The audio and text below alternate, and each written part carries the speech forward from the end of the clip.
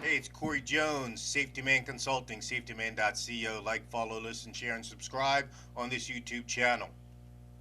Today, we're going to talk about self defense and situational awareness. Obviously, from this YouTube video, I'm not going to be able to teach you any real self defense moves, but I will be able to talk to you about situational awareness.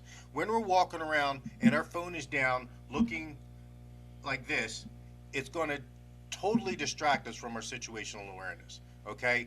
When we're walking around, I know it's hard. I know it's difficult. I know I'm asking you to do something that's so counterintuitive, is to put your phone in your pocket when you're walking around. But please, you've seen the videos. People walk into fountains, people walk into traffic, they walk into trains, they walk into each other, and then they have all kinds of other problems that they didn't want to start out with that day. So put your phone in your pocket when you're walking around, please. Okay? So you can maintain that situational awareness. And what is that? Situational awareness basically is looking around and establishing the norm or the baseline for what is going on around you. Every time you enter a new area, whether it be a new street, a new store, a new building, a new coffee shop, your office, the supermarket, a train, a bus, a taxi, an Uber, a Lyft, anytime you enter a new location, you establish, whether you know this or not, you establish a norm, a baseline.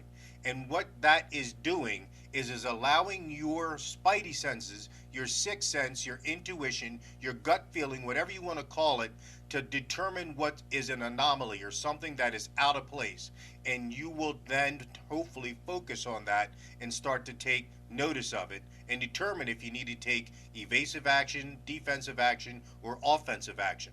Okay, so that's what situational awareness is. Couple examples: you're walking down the street and someone's walking in the same direction behind you, but they're keeping that social distance. Social distance is a new word that came about in 2020 because of the pandemic, but the concept has always been there. You're walking in the same direction as somebody else and they maintain 10, 15 feet behind you. That's okay. You may notice them in the mirror or in a window. If all of a sudden they're starting to pick up speed and they're walking towards you, that's going to affect you. That's an anomaly. That's not handling the baseline. They could be rushing to catch a bus, an Uber, a taxi, an airplane, or something like that. But that should raise your level of suspicion and start to look at them.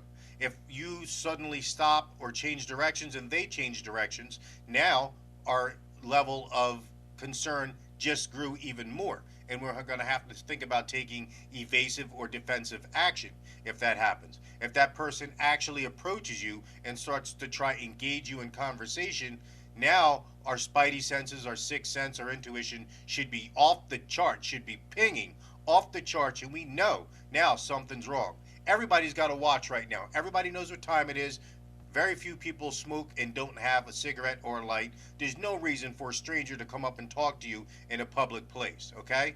So this is a time where you have to pretend that you don't feel like it. We have a great out now. We have the COVID cough. We can actually and start coughing and sneezing and make that person think, oh. And if somebody is still willing to put up with that, you know they have bad intentions. So situational awareness is something that we have to have on all the time. Is Corey sitting there telling you to walk around paranoid? No.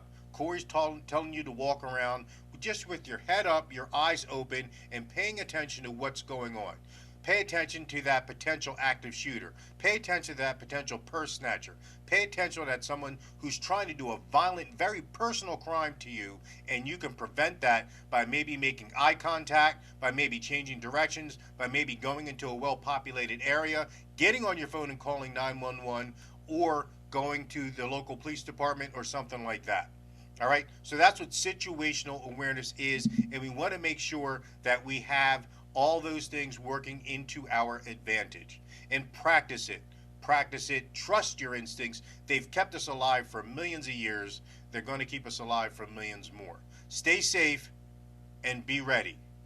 Like, follow, listen, share, and subscribe for more life-saving tactics from Safety Man.